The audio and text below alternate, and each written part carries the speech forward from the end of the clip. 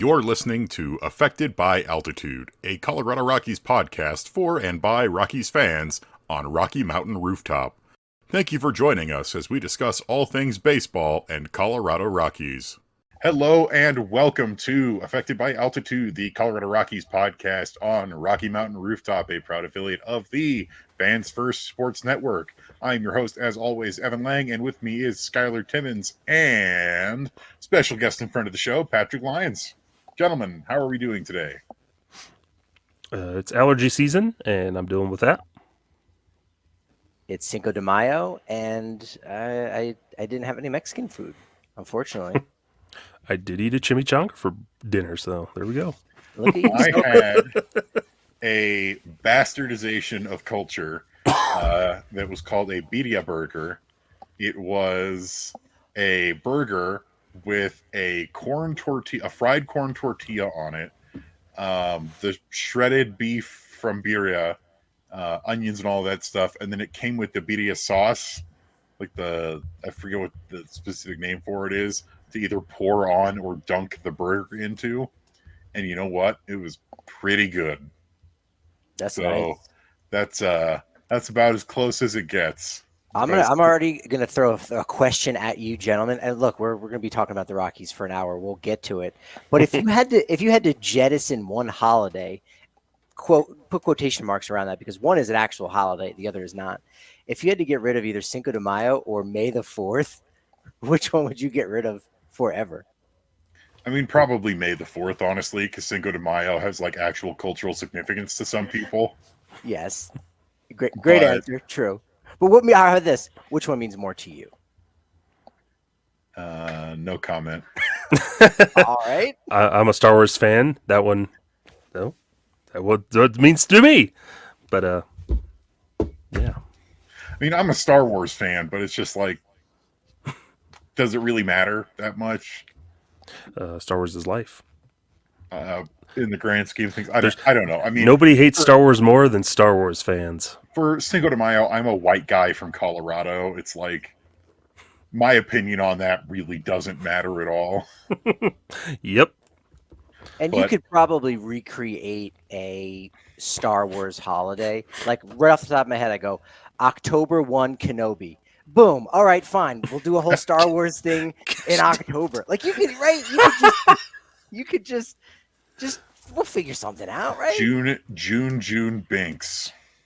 There you go. Ugh. Every double digit number in June. So the 11th and the 22nd, you celebrate June Binks. Like, so you're right. Yeah. Cinco de Mayo, you're good. You're here. May the 4th. Imperial March. Ooh, the whole month. Sure. Celebrate. There are plenty of weirdos out there who are like, "Oh, the Empire did nothing wrong," and I'm like, Skyler, Anyway. Can you trademark some of these because they're actually good? Yeah, I'm gonna send them into the patent office right now, the copyright office. Quick, trademark June Binks. Such a font of ideas, am I? I like that. And we'll make sure it's not a racial stereotype. There we go. It's true. Oh, we're off to a great start. Off to a roaring start. I can tell you how hard it is going to be to talk about our Colorado Rockies this week, who just, man, the skid continues. We had our rant cast. We had, some pretty frustrating episodes recently, and the problem is things just aren't getting better. We had the series in the Mexico City series, with the series with the Miami Marlins. It was a complete disaster. Ended up losing the series against the Pittsburgh Pirates. It's been a mess where in 6 games, in 2 series against the Marlins and the Pirates, 6 games, the Rockies got walked off on 3 times. They won 1 game this entire road trip in Mexico City and Miami and Pittsburgh. And they are still the only team left in all of Major League Baseball that has not won consecutive games or a series. And gentlemen, my question to you is, how are we feeling? Because on my end, it's not great. And it's hard because we try to keep things light and breezy because we got the jokes. We're talking about June Binks and other stuff like that. But at the end of the day, we are a Rockies podcast, and there's just not a lot of positives to bring to the table about this team right now. Yeah, it's frustrating, and it's hard as fans. For sometimes it drags on you because it's hard to balance it. Where losing sucks. Like nobody likes to lose, no matter what it be, and it's hard when we also know this is supposed to be a rebuild year, so losing's kind of inherently inferred and implied that that's what's going to happen this season. But I think for a lot of us, it's just how they're losing, where it's just miserable, where you're kind of getting beat up on, getting outplayed a lot of the time.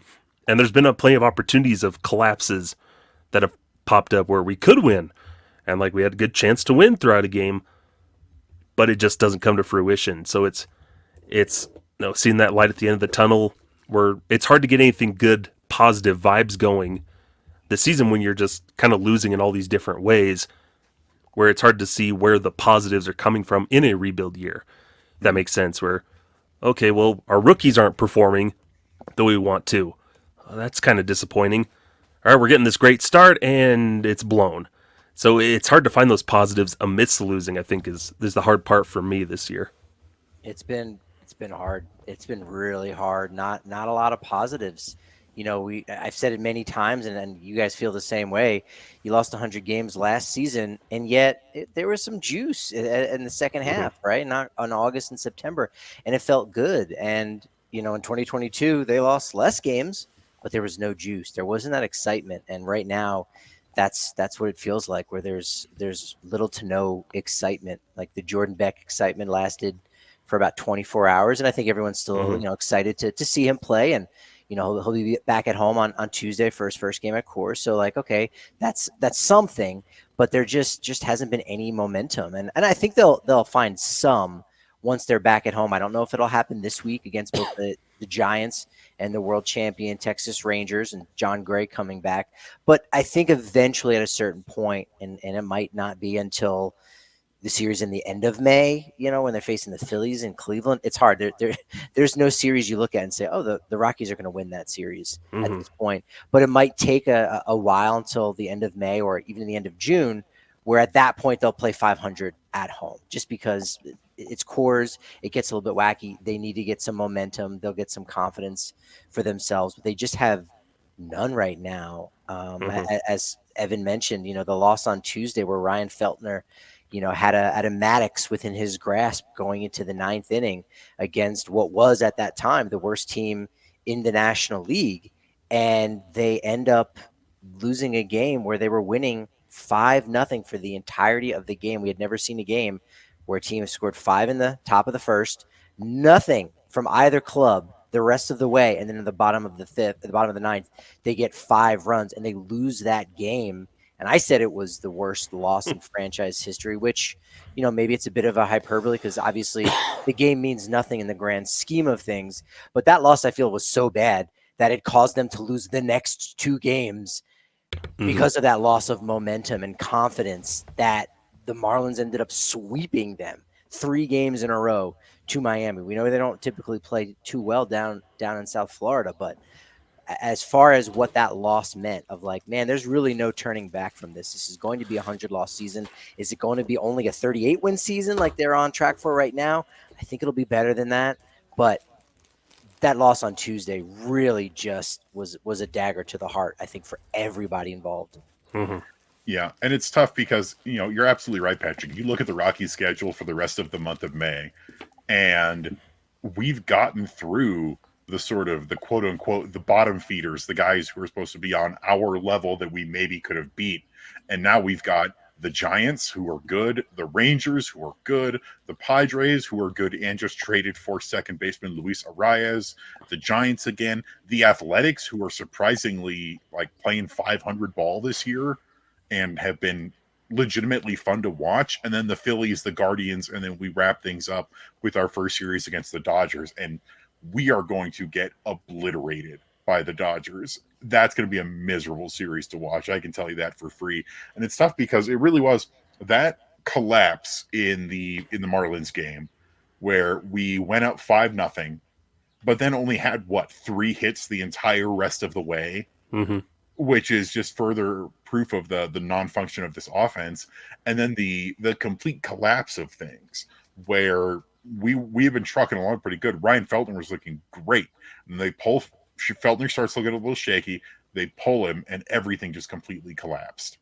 And before that, the Marlins were they were like us. They were a team that hadn't won consecutive games, hadn't won a series yet, and they used us to turn things around. But then you look at how the Marlins are doing things where they're already blowing it up. Where their president of baseball operations, Peter Bendix, already said, we're probably not making the playoffs this year, so it's time to start building for the future. They traded basically their best player, Luis Ariz, to the Padres for 3 top 15, top 20 prospects in the Padres organization. Meanwhile, the Rockies get a very frustrating kind of nothing burger interview from Bill Schmidt via Patrick Saunders of the Denver Post, where Bill Schmidt really doesn't say anything, take responsibility for anything, say they're going to do anything, and promises that good things are going to happen to a team that is tied with the Chicago White Sox for being the worst team in the league. But the White Sox at least have been able to string a couple wins together, and the Rockies haven't been able to. Yeah, it's when you're in the same conversation as the 18-something Boston Bean Eaters, you're probably not doing anything right at the moment. Every week there's a new stat for that too, right? Yeah, it seems like every game this season, or every week at least, has been something that I've had to bookmark and okay, that's some weird stat that I'm going to have to talk about at the end of the year type of thing, where it's a lot of just this frustration where can be that smaller waste. All right, we put up 5 runs in the first inning. This is awesome. 6 hits. A bunch of extra base hits, and we get 12 hits, or 7 more hits the rest of the 3-game series. No, in Mexico City, we hit a home run in the first inning. Yes, this is awesome, and that's the only home run we hit in the Mexico City series. So there's literally these little mirages in the desert that we're seeing of, all right, things are looking good. We get there and this isn't water and a nice beautiful oasis. It's just more sand. And we don't like sand. No, it's been rough. Yeah, I didn't calculate for this last series over the weekend, but the Rockies are the get right team right now of baseball. There's a couple of them, right? I think the Marlins are there too. Oakland puts up a 20 spot against the team that just swept the Rockies, so that kind of lets you know what's happening there. But the Rockies being that get right team where Chicago sweeps the Rockies early on in the month in April, and they've been one of the best teams in the NL since then. Seattle, has series wins over Texas, Arizona, and Atlanta. They were already getting hot before they came to Coors, but still stayed hot. Houston went out and won a series against Cleveland Guardians, who've been really good. Phillies, I think, were 10-3 going into the weekend, and they had won 3 series, tied 1 up to that point. So, teams are getting themselves right playing the Rockies, and the Rockies just aren't really getting a breather. Again, they can't really build momentum. They did have a chance, on Sunday for a series win. They've had 5 of those opportunities this year, so it hasn't been totally bleak. But in none of those series did I get the sense in Game 3 that this is anyone's game. It's just Rockies happen to win one of these, and they might win Sunday. They just really haven't come close to taking a series yet this year. And I don't know when they're going to.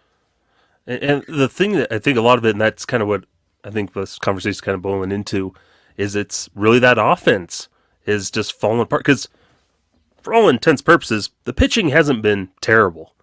It's been fairly serviceable if you can get some offense behind it. But a lot of the Rockies' offense is come in one spurt, a couple runs in one inning, and then it's just nothing the rest of the way. That Miami series, I think, is the perfect example. 5 runs in the first, all right, okay, 2 hits the rest of the game, and we lose in extra innings. chances to keep building on aren't coming, and it's like, oh, we'll get a couple runs in an inning, and then nothing else the rest of the way, which it can be helpful. Like, it good that you can have a good pitching staff to do that, but you need more chances to build on, and we're just not getting that from the offense because of strikeouts, all that good stuff. I don't think you can sugarcoat it that the pitching's been good, because it really hasn't. By ERA, we have both the worst rotation and the worst bullpen in the entire league right now. Some of the fewest strikeouts and some of the most walkouts in the entire league right now. The pitching's not been good, but you can make up for pitching with offense, and the Rockies have really no offense. And it's exactly like you said, they'll come in like one inning and then they'll do nothing the entire rest of the game. And that happened in today's game against the Pirates, where the Rockies put up a 3-spot in the second inning. That's great. Jacob Stallings hits a 2-run home run. Sean Bouchard follows it up with a solo shot. And then they did nothing the entire rest of the game, while they strike out a billion times. And to be fair to the Rockies, today was one of the fewest strikeout totals they've had in some time. And one of the games with the Marlins, they didn't strike out too much, but the Rockies have the third most strikeouts in the entire league. And they are basically guaranteed to strike out at least 10 times in every game at this point. And it's just, there are some guys that are doing the right thing. And, it's wild. We were joking about this, that when it seems like Jacob Stallings, your backup catcher, is the best hitter on this team right now, you've maybe got a little bit of a problem. And there are some guys who are having good seasons at the plate. Ryan McMahon is continuing to be solid. Elias Diaz has been great. Sean Bouchard is a breath of fresh air having him back on this offense. And, Brendan Rodgers is finally starting to pick it back up after slumping. But overall, the team is just not solidified on offense, especially with all the strikeouts. And it's one thing if only your pitching isn't working or only your offense isn't working, but when both aren't working, what are you supposed to do? And I think that leads us into a little bit more of what this interview with Bill Schmidt and what we keep hearing is just the time-honored Rockies tradition of people saying, well, the players just need to play better. And while that may be true, what my question is what is this team doing to facilitate that? Because I'm not seeing it. Yeah, no, I think you hit the nail on the head. You look at how bad they've been over the last 4 years. You could even throw in the pandemic season in 2020, throw 2019 in there. Sure, how bad they've been. And using your words, Evan, like, what are you doing to get better? Because it's been the same. It's actually been worse. They're losing more games each and every year, and it doesn't seem like there's a true plan. There's obviously no solution, because they've tried solutions, they just haven't worked. Okay, fine, but sometimes those solutions look a lot like the failures of the past, and really nothing is changing. So I think a lot of those quotes from the Patrick Saunders article, and Patrick followed up on certain things, because there's a lot of, hey, we just got to play better, and hey, we're just going to hit, and we're working hard, and everyone comes to the ballpark ready to play, like those old baseball tropes, right? Like I don't know if Bill Schmidt's favorite movie is Bull Durham, sitting on the bus with Crash saying, all right, what do I need to say here? But it's very much tone deaf, and obviously Saunders did a good job of following up and saying, hey, what do you mean by we need to play better? Like, sure, every team can be doing things that are better, but we've been kind of asking the same questions of you and of this front office, of this team, of this coaching staff for the past 2+ years, because it doesn't seem to be any solutions that work. And everything is just kind of staying exactly the same. And, on one hand, you can say, well, there's a crop of prospects coming up that maybe will help save the day, but prospects are suspects until they finally do something, right? And if you don't have the right coaching staff in place, or if you don't have a quality system, then those players who maybe have some promise or have some shine are they actually going to come to fruition with the core of coaches that you have, or just the system in general? Because there's a big difference between, low A, high A, double A Hartford. Great. That's a long way from the show and what's being done to actually help these players get better, because we are easily looking at back-to-back 100 loss seasons when that had never happened before. And people are upset, and rightfully so. Yeah, and that's where I think sometimes it always just seems like the Rockies stop development after AAA. And sometimes that development process kind of maybe lacking at the big league level. Because you want a more refined product at the big league level. That's understandable. That's really what it's all about. But in a day and age where the game is getting younger and we're getting, I would say, less refined players from the time they're drafted to the time they're making the big leagues, we're seeing guys shoot up through the systems just because that raw natural talent that they already have or got in college. They're talented athletes, but you need a system in place. I think especially now, the way the game's going, gone are the days where, okay, he's been going step by step. He has mastered this level. He's up to the next one. He's mastered this level. Okay, now he's up here. But it's, okay, can this guy, what's his talent level? Can he help us compete? All right, bring him up. And you need that system in place with the big league team to be able to make them better, and make your big league team better so they can continue to develop it and grow. And it's tough to do that. But we've seen teams that do it very well. We always talk about the Dodgers do it very well of making players better with information and all these other things. It seems like the Rockies aren't doing that, or they just don't have that structure in place like you're saying. What are they doing? How are they going to go about helping a Jordan Beck realize his potential, take what he did in AA, AAA, high A? How are they going to get that and apply it to the big league level? And right now, I'm not sure they have the know-how to do that quite yet. The thing I'll add to that is I want to say it really seems, and this has probably been true for a very long time, but the Rockies are just not honest. They're not an honest organization. They're not liars. There's a difference between being not honest and being a liar. I don't think they're liars, but they're good at the catchphrases of "we got to play better," et cetera, and they're loyal. We know that, but they're just not being honest with consumers, with fans. I think probably even with some of their own players, from some of the stories that I hear, and I think that's preventing them from taking the next step forward. Yeah, for that understanding of like looking in the mirror and realizing, oh, we need to change. This isn't working. And because that's always been that criticism of the Rockies. They like to keep things close to the chest. They don't like to show their cards. But the thing is, everybody can see what the cards are except them. No, they're holding they're holding like a 2 and like a bunch of random cards in their hand. They're like, all right, I'm going to win this. I'm going to bluff my way to a victory. But everybody knows what they're holding their hand backwards. Yeah. and when it's their turn to speak, they say, "Go fish." No, not the game we're playing here. Yeah. Exactly. That's exactly the way it is. Bingo. I got bingo. Oh, what? What's that? What are we doing? But we're gonna keep going on this topic in just a sec. We just need to take a quick break, so don't go anywhere. We'll be right back. Welcome back to Affected by Altitude with Evan and Skyler, and joining us, good friend of the show, Patrick Lyons. And we're just talking about, and it's a really good point, is that this team is not honest. They're not liars, but they're not being honest. They especially tend to omit the truth. And I think going back to this interview that Patrick Saunders did with Bill Schmidt, and I want to give Patrick huge kudos because he pushed on some stuff and he asked the questions.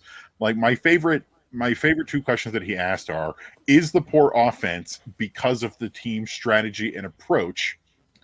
And Bill Schmidt brings up, the discipline is bad. They're striking out a ton. But then Patrick follows that up with going, but wasn't that your major emphasis in the offseason, to be more disciplined and more productive? And the answer that Bill Schmidt gives is not an answer. And I get that sometimes, when you're the GM, when you're a front office executive, you need to kind of spin up the PR, but it's not PR or anything like that, because the answer to the question was, So Patrick Saunders says, wasn't that the major emphasis in the offseason, to be a more disciplined and productive offense? And Schmidt's response is, we talk about it all the time. We have to keep grinding through it. We have some young guys who are trying to establish themselves at the major league level. At some point, you have to focus on somebody else and not necessarily yourself. Sometimes you want to do so well for yourself and ultimately for the team, but rather than focusing on yourself, the focus should be, I'm going to pick somebody else up and I'm going to do this for my teammates. That's a little bit of what we're going through. And in context to the question, exactly, it's a word salad. It makes this is a sense. Wendy's. It has no relevance to the question or the topic at hand. What does that mean? It reminds me of Jeff Bridic's quote on humanity from the Nolan Arenado presser, or when they traded him. Do you remember that? Like, he went on this weird spout about humanity when he was asked this random question about trading Arenado, and he goes, well, you know, the elements of humanity, and I've got it just reminds me of that. And like we're saying, yeah, there's going to be like the general manager spin, the PR speak and stuff. And like, yeah, you don't want to throw your players under the bus and thing, but like we were saying, you got to be honest with yourself. Like, yeah, our emphasis, that's what we tried to emphasize, but it's just not translating. And we need to reassess some things instead of whatever that word salad was. Because it really is, what he said makes no sense in relation to the question, in relation to the topic at hand. Like, yeah, you've got some young guys who are trying to establish themselves, and players need to be picking each other up. But what does that mean? How does that reduce strikeouts? And I think Evan, I don't know if it was on Twitter, if it was in the Purple Row Slack. I think you might have even said it on the podcast. When Luis Castillo pitching in driving snow at Coors Field, you know, Buddy said we knew exactly what the plan of attack was, or rather, what you can expect to see out of a pitcher, which is basic analytics. I think that any team has that information, right? That's available. Here's what pitches the guy throws. Here's the quadrants that they throw it to, et cetera, et cetera. Okay, again, what is the plan for a pitcher of this caliber that's going to do X, Y, and Z? Despite knowing what was coming, the plan was just not good. And we saw the same against Jared Jones in Pittsburgh this weekend, where Bud Black in his post-game presser goes, oh, you know, we got all the video that we could, and we got all the scouting that we could, and we knew pretty much what he was going to do. And then we got one hit through the entire game. Jared Jones pitched 7 shutout innings of one-hit baseball and struck us out like 10 times. So what was the plan? And I think at the end of the day, that is one of the major problems with this team, is that there is no plan for anything. And they talked a big game about plans that they had and ideas that they had to try and fix things, but it's clear that those aren't being executed upon. They're not working, and that there's not really any plan moving forward. It's a rudderless ship, as it were, where the only plan is, well, the guys just need to pick each other up and play better. We got to be a team. We got to be friends. But and we talked about he had that other quote in that interview, talks about we have the talent, we have the tools and the raw talent. And that goes back, well, what are we doing? Do we have the actual tools in the organization to, you know, refine that raw talent? Take that raw talent and elevate it. Because Evan and you and I talked about this on the show before and mentioned in the Purple Rose Slack, where natural talent will get you to the big leagues, but it won't help you stay there. Because at some point you have to have the tools to get refined and still develop. You know, we've seen Bryce Harper and Mike Trout, Julio Rodriguez, a ton of these other superstars, natural, gifted athletes. Jared Jones with the Pirates even. We're seeing these natural, gifted athletes that make it up, but they still have to learn and grow and develop and get refined where they continue to get better. You know, we've seen those times where Bryce Harper just kept getting better and better and better. You know, and he was surrounded. The Nationals did good to work with him, to build him up. Phillies have done some good things to continue to help him build up. And so are they doing enough? Are they prepping these guys enough to refine them and help them. Okay, they're going to throw you curveballs in the dirt. Try to lay off those. We got to lay off those. Instead, we're out there. We know it's coming, and whoa, out on the front foot. Yeah, and Patrick, you brought this up in our conversation a little bit earlier this week. Is that like half of this team's payroll is on the IL right now? Most of them are the veterans who are supposed to be leading this team. Chris Bryant, who is on the IL, and we still have no idea if he's even going to play again this year. We have no updates. We have no information. He's not resumed baseball activities. But then you've got Freeland on the IL, Herman, Sensatela, Nolan Jones is now on the injured list. So there's a bunch of the guys who are supposed to, be the veteran leadership of the team. But the veterans that we do have, we don't really know if they're the ones who are being leaders. What is it? You put it this way, is that this organization feels a bit like a zombie right now, where there's not really, it doesn't feel like there's any leadership. It doesn't really feel like there's any development. They're just kind of shambling through things. Yeah, I think it's been at least a week, maybe 2 weeks ago in the Purple Rose Slack of like, is there going to be a team meeting or is something going to get called? And that finally ended up happening this week. Mm-hmm. And from what I know of the situation, it was called by Bud Black. It wasn't even a player. Where again, not to cast aspersions or make it turn in some kind of negative. I think that was important. They needed to do that. Should it have happened sooner? Should it have happened from the players? Rudderless is kind of the sense of things in general, and they just can't find any momentum anywhere in any capacity. Skyler, with what you're talking about, refining talent, that's the draft and development model that they love to tout all the time, except they're not developing players. I'm working on something about first round picks or selections before the second round, right? So then that includes the supplemental first round picks. And before Jordan Beck had gotten called up, which again he totally took off, right? Before he got called up, the Rockies were one of only 5 teams that had yet to promote one of their first round picks to the majors between 2020 and 2023. Now we did see Evan Justice, make his debut from the 21 class. We did see Hunter Goodman, right? Again, those guys were relentless, so nothing to take away from them or to knock the Rockies. But if you're talking about the best amateur talents in the United States and in Canada and Puerto Rico, the Rockies are not able to translate that raw talent into major league success. Stretch it back to 2019.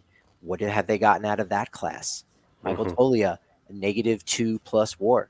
2018, very unfortunate. Ryan Rolston has had injuries, but you've got nothing out of that. You can take we didn't get anything from our first pick. Again, we're talking about a pick that was, I believe, 20th, right? And Ryan Rolston. Like, if you have one of those guys that gets hurt and you don't get anything out of it, that's fine, because you've got the next 3 years and you've got the previous 3 years, but you got nothing out of that. 2017, you lost that pick. So your first pick was Ryan Vilade, no longer with the organization. You got nothing out of that. 2016, Riley Pint. You've gotten one out at the big league level from Riley Pint. I don't know if we'll ever see him again. And then Brendan Rodgers, Peter Lambert from 2015, those round 1-2 guys. And Rodgers, while you haven't gotten as much as you would have wanted out of him, still a quality big leaguer, but we are now a year away from essentially him getting traded away and no longer being a Rocky. If you're saying, all right, who's on the trade deadline? Well, in this time in 2025, he's in the final year of his deal. So this has been an ongoing problem for quite some time. And for anyone that thinks it is just a bit of bad luck and a bunch of unfortunate injuries, which that is true, but we know every single team in baseball deals with these injuries on a year-to-year basis. Sometimes you get harder than others, but players do actually step up. They say it, right? And you're supposed to do that, but it's not happening because there is no depth, and because that development hasn't been there, and because you had 2 consecutive trade deadlines where you did nothing and you got back younger developmental talent, right? Like, cool, you got Sterling Thompson, but he's still yet to impact the big league roster. If he had traded Trevor Story in 2021, I know I've heard that the offers weren't very great, but you could have gotten back a AA, AAA talent back then, and that could actually be impacting your roster right now, and could have helped you out last year to possibly avoid 100 losses. And so they just keep kind of kicking the can down the road, and they're not finding the solutions. They're just more questions. Yeah. And the development of prospects it really does stop. It seems to stop once they hit the big league level. And the mishandling of young guys and where and when they play, it's great that Alaris Montero is finally getting pretty much everyday playing time at first base. And it took Chris Bryant probably missing the rest of the season for that to happen. And it was the same thing last year, where the only reason that Nolan Jones and Brenton Doyle were getting regular playing time is because of injuries. And that's what we're getting right now. Jordan Beck gets called up because Nolan Jones had to go on the injured list. And I will say, for credit where it's due, in that interview, Bill Schmidt did say that the plan is, when Nolan Jones come back, that Beck is staying on the roster, and he's probably going to be playing more in right field since left is Nojos. Great. But what are we doing to help him get a handle? Because he was molten hot down in AAA. And I know that it's a very hitting-friendly league, especially in the PCL. But he has only 3 hits right now, and 2 of those were on his debut in the opener against the Marlins. Meanwhile, he struck out 11 times, and I don't believe he's drawn a single walk. And it's just like, okay, so what are we going to do to fix this? Because what it more feels like, and Skyler, you said this earlier, is the bad habits of the rest of the team rubbing off on him rather than the good habits of the team helping to develop him. Meanwhile, you've got guys like Hunter Goodman who cannot buy a start with this team for whatever reason. He just sits on the bench, despite the fact that you could play him pretty much anywhere at this point. Whereas in the time since he's been called up, Hunter Goodman on April 24th gets called up. Jake Cave has had more starts than Hunter Goodman. Elias Diaz has as many starts at DH as Hunter Goodman has had, period. And it's so wrong-headed and bizarre. And it's like, and the guys that we are playing that are getting his playing time, like you said, Patrick, are probably not going to be here. Elias Diaz is at the end of his contract after this year. Brendan Rodgers, we all feel like, is probably going to be gone after this year, especially with other second base prospects sort of barking up that tree down in the minors. And I think back to the Rockies, how tight they cling and how much they overvalue their prospects as well. Don't do it. Don't do it. Go ahead. I know what you're going to say. But you can't overvalue and cling to these prospects and then not play them, first of all. So, like, I've been saying for now multiple years that if you don't believe that there's a future in this organization for Monty, then you trade him to a team where he has future and at least recoup some of that cost. But they don't want to, because they overvalue him as a prospect, but also as part of that return of the Nolan Arenado trade. And then we had Brendan Rodgers, who, think about the years ago where it was on the list of the Rockies were going to trade Brendan Rodgers to the Marlins for JT Realmuto, one of the best catchers in the league. And it didn't happen because the Rockies valued the prospect stock of Brendan Rodgers. But then he didn't start that much when he got called up. He dealt with injuries, and I love Brendan Rodgers, but he just has never quite lived up to the hype.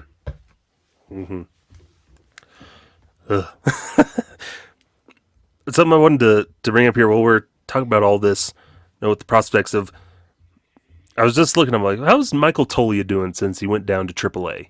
How's he doing in Albuquerque? Because we know, what was the big problem with Michael Toglia to start the year here on the big league roster? What was the answer? Strikeouts. A lot of strikeouts.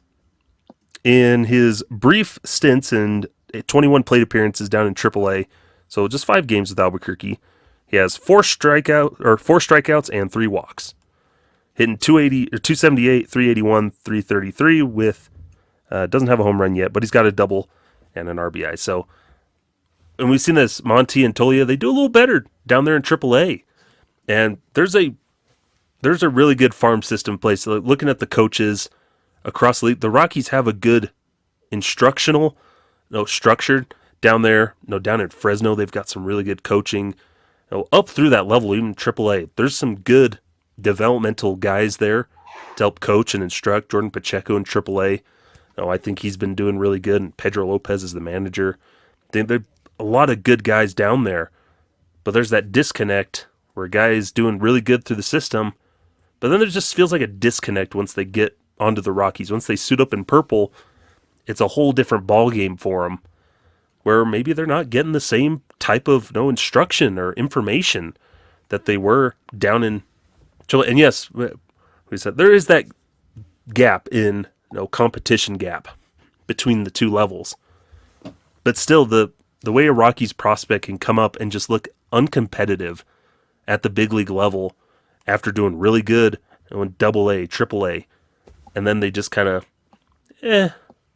okay, it kind of falling flat a lot of the time. We're not getting that, and it happens with these top prospects. I think it was last year on Purple Row, I wrote an article where I recapped every single first round pick, those first couple picks, and a whole lot of nothing of guys that maybe appeared and they didn't do very good. Like, it's only a small handful of those first round picks. I think one of those guys is a Hall of Famer or something. Really not well known. The Rockies drafted Jim Leland? Yeah. His name's Jun Binks, and he pitched in '93. But you're right, though, is that there's this huge disconnect, because what do we keep saying about these prospects? They've got nothing left to prove in the minors. They've got nothing left to prove in AAA. We've said this about Hunter Goodman, Eleris Montero, Michael Tolia. Heck, you can even say it about Jordan Bex, where they look like completely different players between the two leagues. And it shows that there's a disconnect between those two leagues, be it coaching or philosophy or development, any of that. It's just not the same. Mm-hmm. Yeah, it makes me think if other teams, it would just be amazing to be a fly on the wall in an analytics department like Tampa or Los Angeles, the different things that they look at. But I imagine there are departments that will categorize success in AAA. Like, one of my favorite stats to look at, and I don't use it that much, but in spring training, Baseball Reference has it where you can figure out the quality of the opponent. So if you look and you say, oh man, this guy, this minor league guy, he's hitting 350. But if you look at the quality of opponent and you go, oh, he's facing other AA players, okay, that makes sense. It puts it in context. It does make me think, like, well, in AAA, we know there are AAA players. We know there's quadruple A players, right? We know there's guys maybe that are overmatched, just need a place to be, and will that success in AAA translate to the big leagues? Some kind of algorithm to quantify, like, all right, hey, this guy is a little more show than it is. It's not going to translate for this guy, but these other guys, you know what? A little bit of hard luck, right? We know that Statcast data exists for all the AAA ballparks. But again, that's public facing, like what's going on behind the scenes. We have no idea. Could that be a factor for why other teams have a better success rate at those AAA, talents transitioning to the big leagues? I mean, yeah, that's got to be some of it, right? But in addition to the coaching and developing at the big league level. I liked this. It was after Rodri Munoz, was that his name? Yes. Munoz, and it just barely gotten called up to make his second major league debut. Had like an 8.4 ERA down in AAA this year after 4 starts. And Bud Black's press conference after the game, I was talking about, our young guys are trying, they're facing, this is major league pitching. They're facing some, the competition level. And I sat there like, this was his second major league start, Bud. Yeah. He's number 9 on the depth chart too. Like, all of the Marlins starters who got hurt, that they were forced to call up Rodri Munoz. And what do we always say? It's the time-honored Rockies tradition of making a no-name rookie look like a future Cy Young candidate. Curveballs in the dirt, they'll get you, man. So Rodri Munoz is the next Ronel Blanco, and Jared Jones is the next Kerry Wood. Am I doing the math right, guys? Yeah, sounds about right. And thing we probably have to take a quick break here, but I was calling college baseball game over the weekend, and it was late in the game, and Colorado Mesa University calls in, and they go to the bullpen to get a new relief pitcher, and it was a tough situation. Like Adams State University trying to score a run, and while the pitcher's warming up, I'm sitting there looking. The catcher comes out. And he's got a little notebook. Comes up to the guy who's about to come up to hit, and basically showing him their scouting report of this pitcher. Like the catcher comes out like, "Hey, dude, look at this," and I can kind of read lips, see what I'm doing my best John Boy impression, trying to read lips. But I could tell that they're running through, okay, this is what he throws, how he likes to throw the pitches and stuff. And just this little green notebook that the catcher brought out. I'm like, that's the level of preparation that's going into this college team from Alamosa, Colorado. And it's like, well, where's more of I'd like to see more of those interactions, because I know the players do that, but I'd love to see if there's more of that can happen with the Rockies and just helping prep and do things. And I think that's what it comes to when you're trying to pick guys up and build together and grow together, is what are we doing to share that information? And we know the Rockies do that a lot, but it's just something I think that can't be overstated enough how important that is, especially among the players themselves, sharing wisdom and helping each other.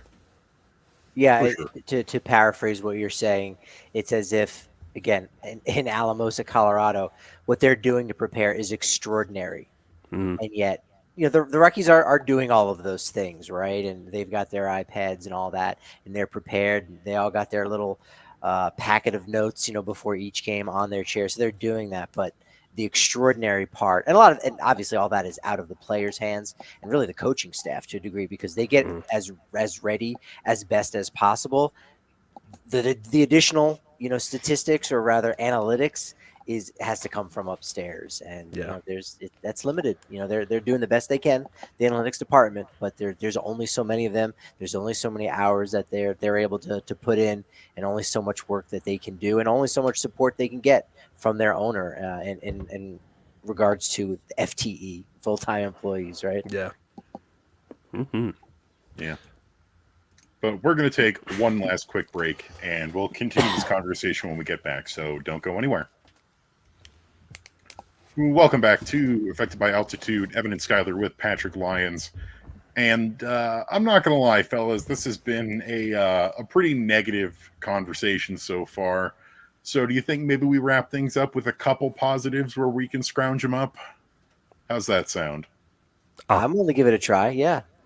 Let's start with then. Starting pitching has been good. We touched on it before. Starting pitching has been good.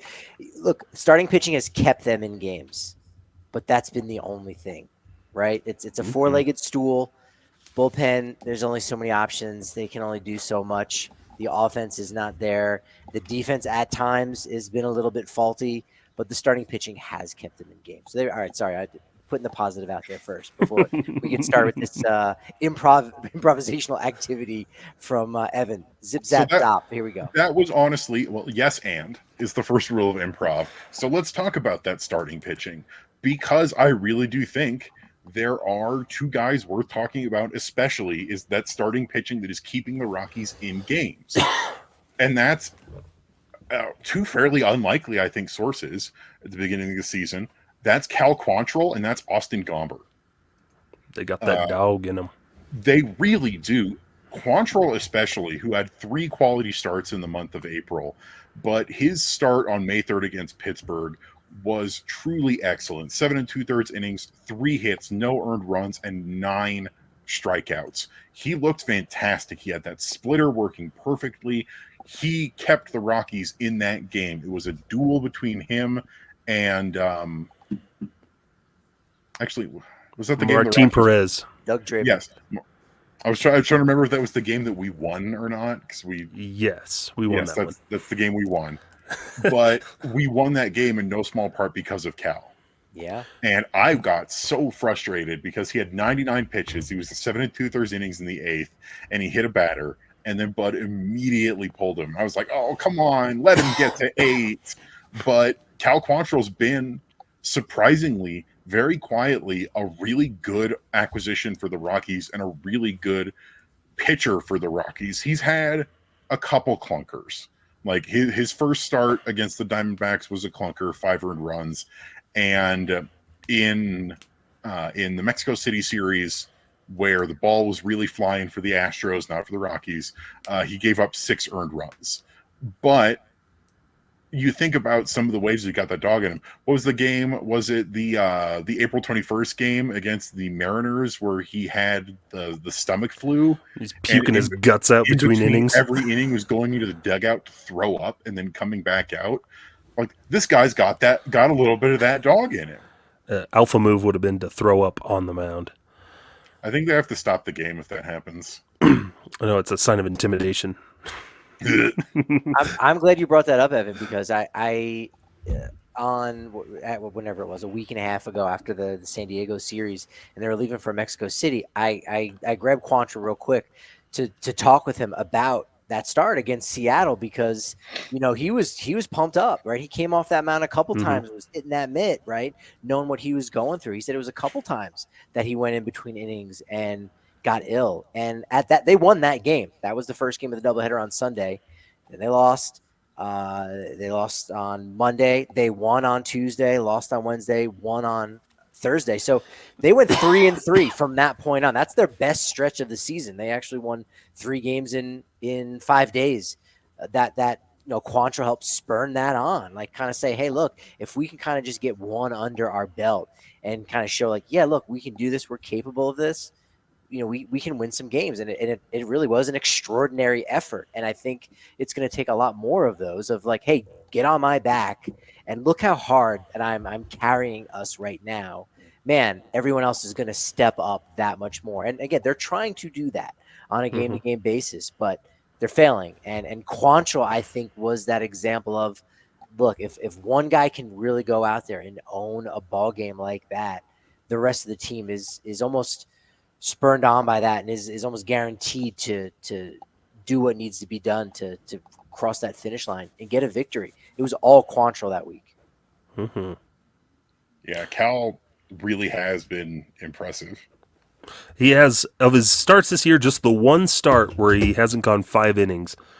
So I think that's a big part too, is we're getting length out of a lot of our starters, at least 5 innings most of the time. When Dakota Hudson's not walking everybody on the planet, and when he can be effective, that's the one shortcoming with all the starters, is walks have been an issue at times, specifically Hudson, but everybody else has struggled with them too. But when they're on, like Cal Quantrill comes in there, and he's got that competitive spirit, he's got that bulldog mentality on the mound. That what you want out of a pitcher. He gets pumped up, and they're on in Pittsburgh. He's sitting there waiting, and they get the strikeout to close the inning. He's pumped. He's yelling off in the dugout. So he's bringing those good competitive vibes that you want out of a guy, to help lead a rotation at the moment. Because your other Cal Freeland's on the IL, Herman's not here, Senzatella's injured. So it's fallen on him as the de facto leader, or kind of ace, as kind of the most notable name that's come over from a different organization, and he's owning it, and he's bought in. I think he's got that fierce mentality, competitive mentality, where he's like, I don't care if I'm pitching at Coors Field, I'm going to go fire that ball in there, and I'm going to compete and give us a chance to win. And he's done that, and really happy with his performance this year. Yeah, that's such a great point too, because like you said, with Freeland being out, him being that leader, the body language from so many of these guys is just they're just so defeated, depleted. There are a couple guys had that look on their face of like, man, this is such a long season, or how did I end up in Colorado? Like, you got to wonder what's going through their head. But Quantrill is saying like, no, cool, it doesn't matter. What we're on pace to lose. This is a game. This is an opportunity that we have to win. And he's been huge, and that's something that's not going to show up in a box score on his Fangraphs Baseball Reference page. But he has been critical for the Rockies this year in that capacity. He really has. I would call him arguably one of the Rockies' most valuable pitchers right now, more so than maybe anyone else in the rotation, because of that positive body language, the getting pumped up. Even if it's for not necessarily incredible starts, like that start against Seattle, he had 5 walks. but still held them to only 3 hits and didn't allow any runs during those 6 innings of work. And then he comes out and pitches 7 2/3 scoreless against Pittsburgh, and that's the kind of energy that we need, especially when this team is floundering right now. And another guy who's quietly been doing that, though, he's not as boisterous, is Austin Gomber, who since the beginning of April has gone at least 5 innings every outing. Went 7 in Mexico City against Houston. Had a pretty solid start, honestly. He did give up 3 home runs in that, but only 4 earned runs total. And then his start against Pittsburgh on Saturday, the 4th, where he was another one of those reasons that kept the Rockies in it, because while the Rockies were getting blanked by Jared Jones, the Pirates were getting blanked by Austin Gomber. Mm-hmm. And so you have these 2 veteran pitchers now that are really, really contributing in a major way. I'm really, really pleased with both of them right now.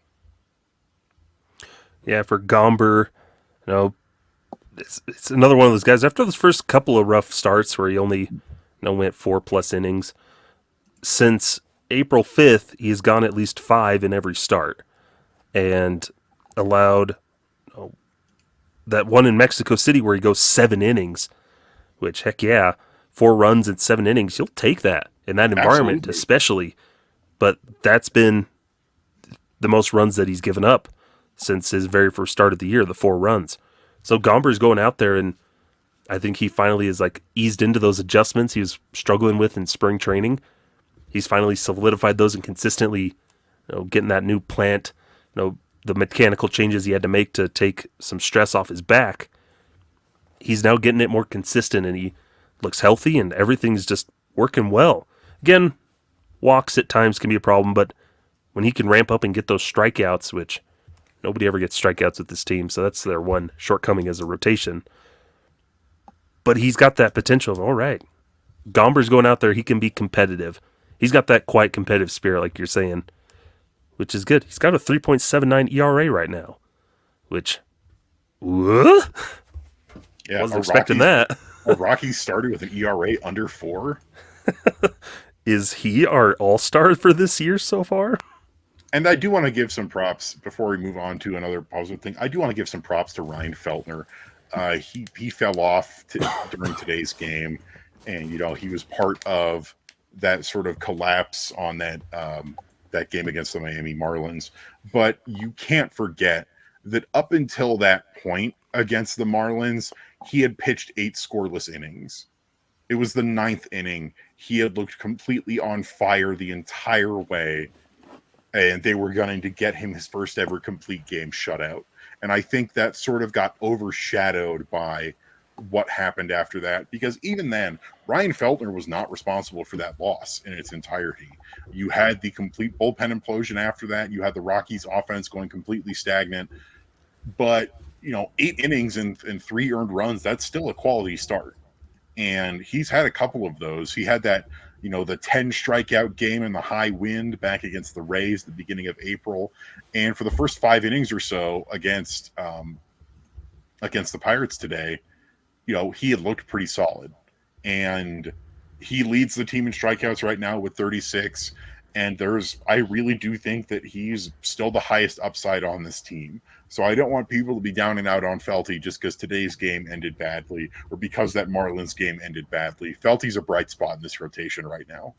Big bright spot for sure. Do you guys know how many, and you probably do because you're smart at what you do, how many starting pitching wins?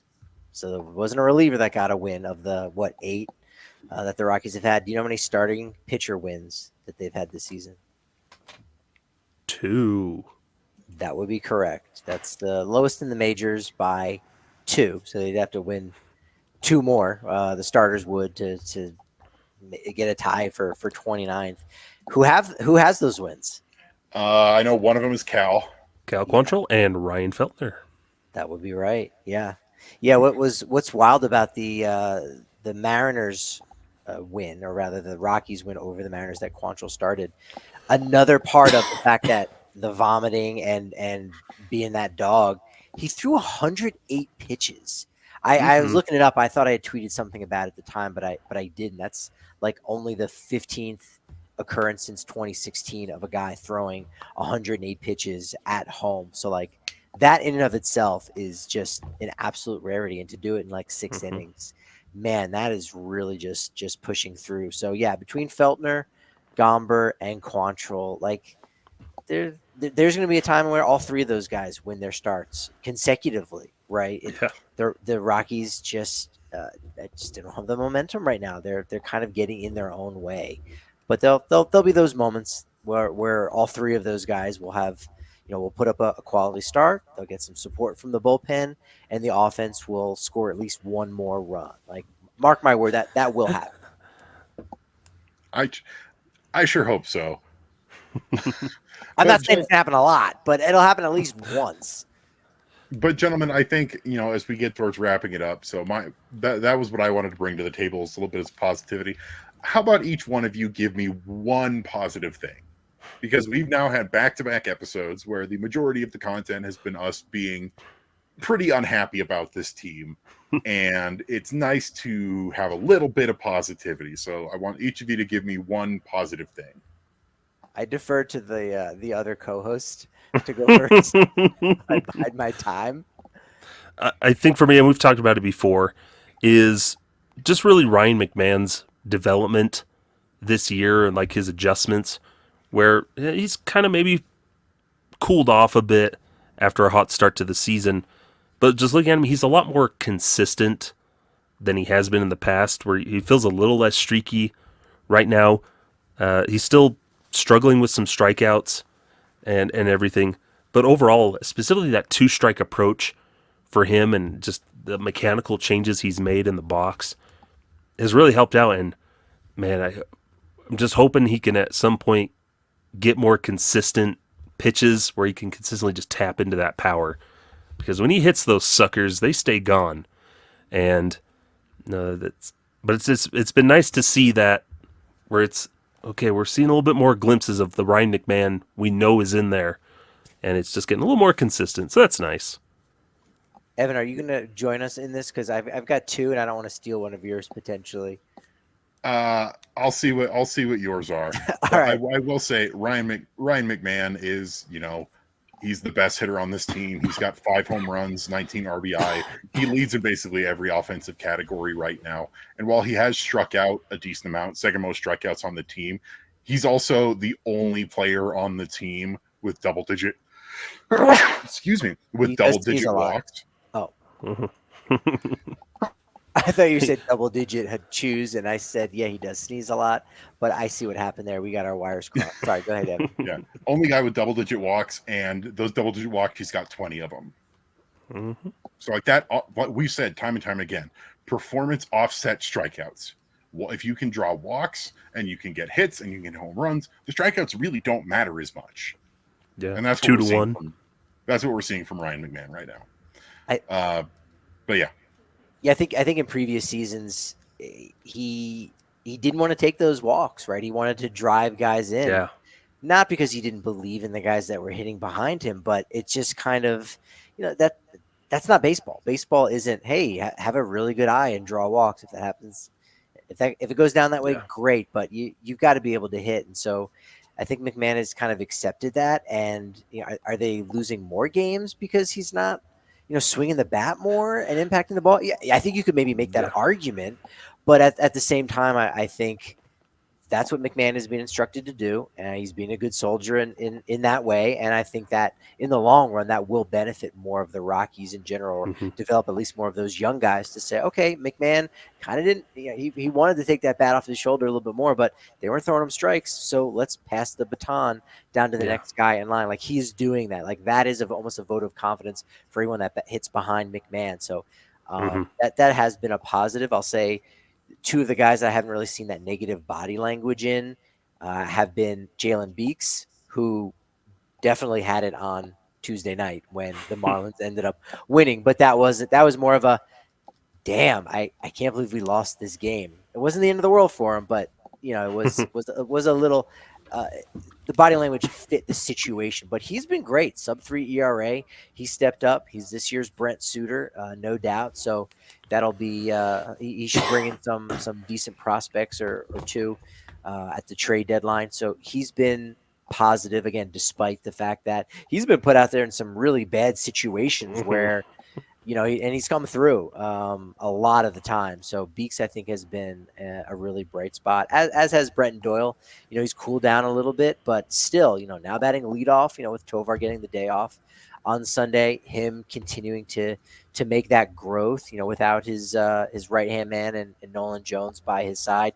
He's doing his thing. The adjustments he made during the offseason obviously have worked out really well. And, after some of the defensive hiccups that everybody has had in the first 2-3 weeks of the season, everyone has been playing defense, relatively strong and is back to normal. And no one's running on Brenton Doyle. That's a positive thing, right? Showing him that respect. So Beeks and Doyle is what I got as the bright spots.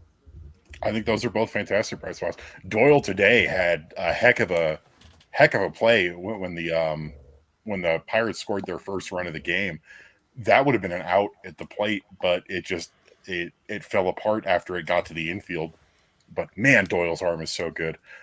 My one last positive that I'll have, and I have made fun of this a little bit, is we're getting basically everything we want out of Jacob Stallings as a backup catcher. He's hitting tremendously. He's a solid receiver. He's a decent leader. I don't know what his future is in Colorado. Maybe we trade him at the deadline or something like that. But right now, out of a backup catcher, he's everything you want him to be. And this is what I was expecting, honestly. Not his offense to be this good, but I wrote back when we first acquired him that the Rockies had gotten basically their ideal backup catcher. And now that he's hitting very well as well, I think that's just an added bonus. It'll be nice, because whatever happens with Diaz, maybe they do trade Diaz, call up a Drew Romo type or something, where Stallings, I feel like, is that perfect mentor for a Drew Romo, where especially since he's hitting and I like Stallings. He's kind of that dad on the team, just that random middle-aged dad, but he's hanging out there on the team, and I think he would be that good mentor because I think there's an option to bring him back for next year too. Yes. It's like a mutual option or something like that too, but option to bring him back next year. And so I think he's that good, kind of veteran backup catcher that can help split time and mentor a young catcher like Drew Romo whenever he eventually gets the call. On the 26-man roster after Charlie Blackmon, it is Jacob Stallings as the second oldest player on the active roster. And I think, going back to what you were saying, Evan, it made me think that, part of Stallings' job right now, in a way, and maybe this was even discussed for all I know, of like, hey, you're one of your jobs is to eat innings behind the plate and keep Elias Diaz healthy, so that we can trade him and leverage, as much as possible at the trade deadline, if not earlier, right? Like maybe the Marlins definitely went outside the box, and we've just never seen a player traded this early, not even in late May, when the Rockies traded Mike Moustakas on, I don't know when it was maybe June 25th. Like that was early, right? Like that was early. And it was like, whoa, hey, this is a good type of aggression, right?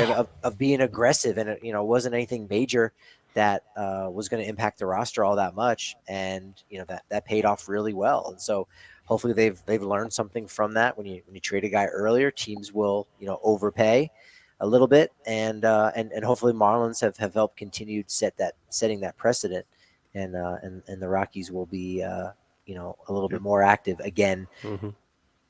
This trade. Who really needs a catcher that tends to shake off injuries? The Giants. They have lost like 3 catchers to injury so far this season. We're not going to trade in division. I know you're supposed to trade in division. Marco Scutero. But he's a free agent at the end of the year, and they got some prospects. And he's not getting a qualifying offer, so you can't make that argument. Another 3-year extension. No, positives. That's going to do it here for us on Affected by Altitude. We're not riffing. We're not going to do a 15-minute riff on just something weird. I mean, there's still time. We'll see how this outro goes. Oh, okay. All right. But yeah, that's going to do it here for us on Affected by Altitude. Thank you so much for listening. Patrick, where can our listeners find you at? I'm writing for .com. No, I'm writing for justbaseball.com. Park Adjusted Rockies podcast every couple weeks with Mark Knudsen. The Who's Better Baseball podcast with Ryan Finkelstein of Just Baseball, where we kind of pit two players against each other, two teams against each other. We're going to do a fun live draft on Sunday night of 25 and under shortstops. We're going to do a little draft about that. So that's going to be a lot of fun. And yeah, that's what I'm doing these days. There you go. Nice. I'll have to get Mark Knudsen on the Every Rocky Ever podcast too. He can talk about his 12 games as a Rocky. You haven't had him on yet? No, but there's our in. I'll have to get in his ear about that and see if he'll want to share some of those stories about playing with Bichette in Denver with the Zephyrs back in the Milwaukee days, and you can talk about. I think he faced off against Nolan Ryan and won a game against him. Maybe Mike Scott too. No, he was teammates with Mike Scott. He's got some stories. He's got some good tales. We'll have to get him on. How many players have you had on Every Rockies Ever? Just one, and it was Brandon Barnes. Brandon Barnes, that's a good one. It's hard to get a hold of some of these players. They never respond. Yeah. It's kind of almost surprising how many players don't like to talk about their career. You know, I wonder if there's like a certain level of success that you have to have where I'm okay bragging about it. Whereas anything else, it's like, all right, here's the 3 really good games that I had, which yeah, to any of us, that's great content. And that's wonderful. You want to hear about just those 3 games. That's still friggin' awesome. But to them, it's like, it was only 3. So you know what? I'll save it for family parties, barbecues, whatever. I'd love to get Jayhawk. Yeah. He still lives in Colorado. He runs like a construction company or something like that. Yeah, there's maybe a surprising amount of guys who live in Colorado. Either they were former Rockies or they were never a Rocky whatsoever. It's just Colorado's gorgeous. So they moved out here. That's true. Yeah. Skyler, but where actually, can folks find you at?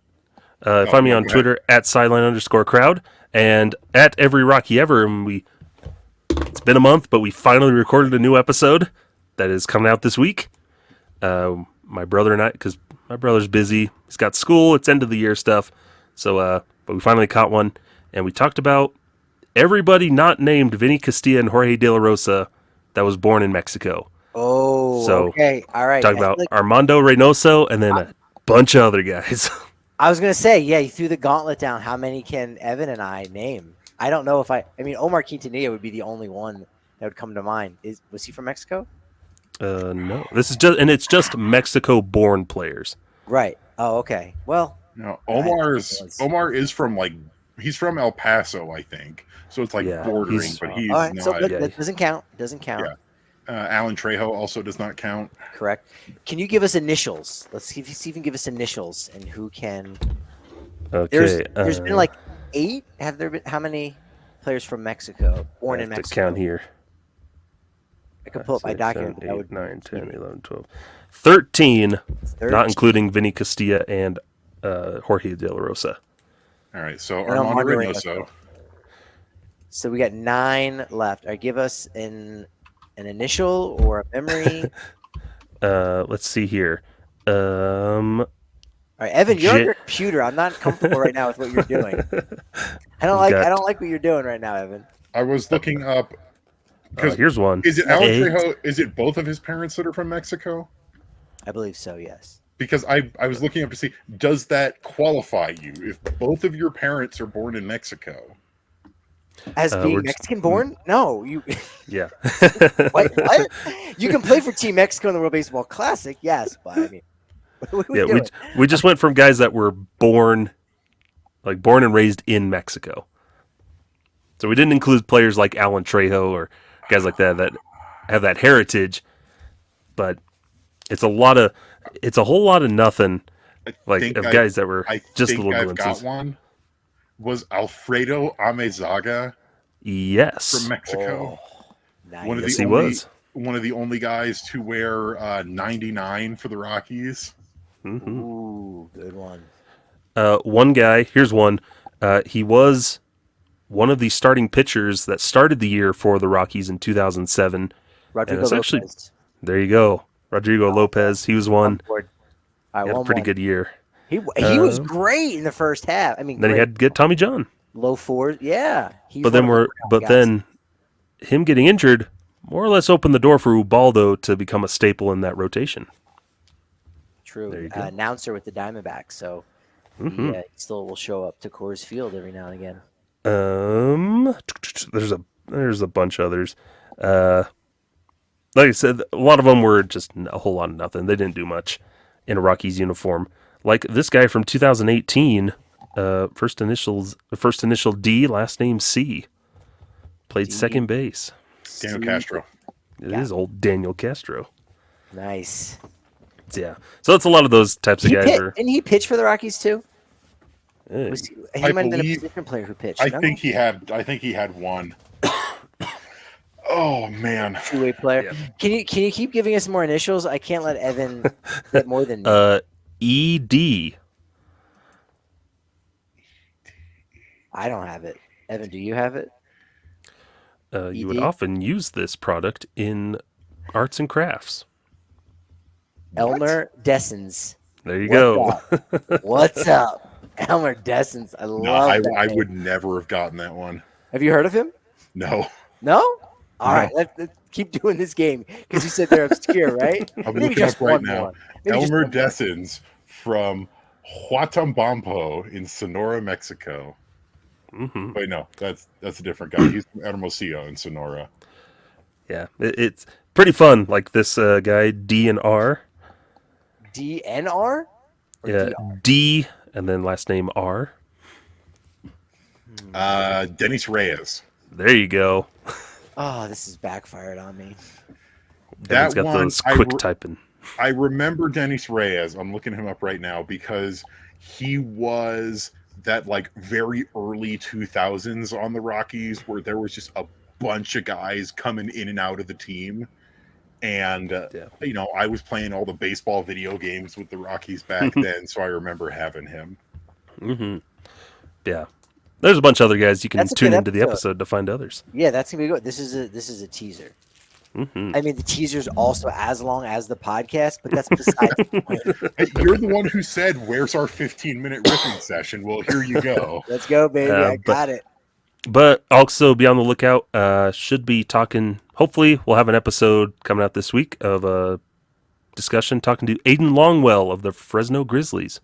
Oh, that's cool. So That's going to be Should be very cool cool. guy. Unfortunately, I'm probably not going to make it on that one, but Skyler's really killed it with all these interviews.